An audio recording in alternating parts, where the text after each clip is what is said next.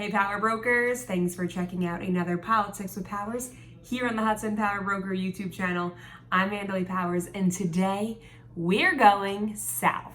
So longtime Republican Congressman Peter King is retiring after nearly 3 decades in the U.S. House. So that makes the 2nd Congressional District of New York, which straddles both Nassau and Suffolk County, an open seat. Enter 2 young, up-and-coming Republican members in the New York State Assembly, Andrew Garbarino and Michael Lepetri. The two will be squaring off in the Republican primary next Tuesday, June 23rd, with a lot on the line.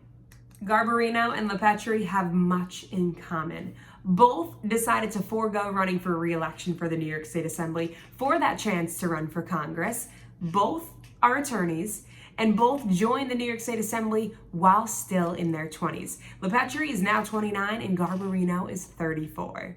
Both have a great shot at keeping the 2nd District of New York in the Republican column in November against Democrat nominee and Babylon Town Council member Jackie Gordon, but it's by no means going to be a slam dunk. Trump did beat Hillary in this district 53-44 back in 2016, but Obama thumped Romney 52-47 in 2012. And there are a couple areas where Lepetri and Garbarino differ. First of all, Garbarino is an establishment choice. His father, William Garbarino, he is a power broker in Long Island politics. Do you see what I did there? He's the town of Islip GOP chairman, and his influence has always played a role in the junior's political career. Lepetri, he is the boat rocker in this race. He impressed so many when he withstood the withering pressure to get out of the race when the GOP establishment backed Garbarino. And then there was the Second Amendment. Both candidates opposed the SAFE Act, but only Lepetri opposed the red flag laws that came out of Albany last year, which many view as an affront to the Second Amendment and the Fourth Amendment protections.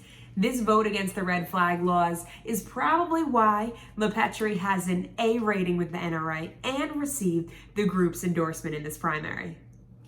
Earlier this month, the legislature passed a slew of controversial bills aimed at law enforcement. Lepetri voted against each and every one, while Garbarino voted for some and against others. Lepetri's rock-solid stand with law enforcement may pay off in this suburban district. Both men had a pretty good haul at fundraising. As of the beginning of June, Garbarino had $430,000 raised, with $220 on hand, while Lepetri had $206,000 with about $140 to spend in the final 3 weeks of the primary. Slight advantage to Garbarino. And when there's no public polling information, what do? How do I find out who has the edge? I go to social media. I like to see who has more followers. And that's how I kind of get a sense of how this race is looking based on their reach online. So looking here, Garbarino has about 2,600 followers on Facebook, but I couldn't find his Twitter. So if you have him on Twitter, you have a link to it, or you can tag him, just please do that in the comments if you're watching this.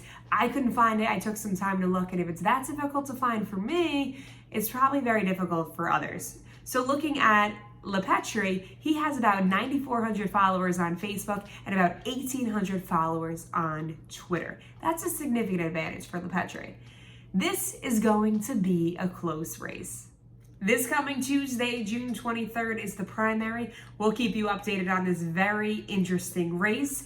Thanks for checking out another Politics with Powers. I'm Andalee Powers, and like we always say, like, share, subscribe. Here at Hudson Power Broker, we're changing the game for political campaign coverage. So please help us spread the word. Like, share, subscribe, and we'll keep the content flowing. Thanks for checking out another Politics with Powers here on the Hudson Power Broker YouTube channel.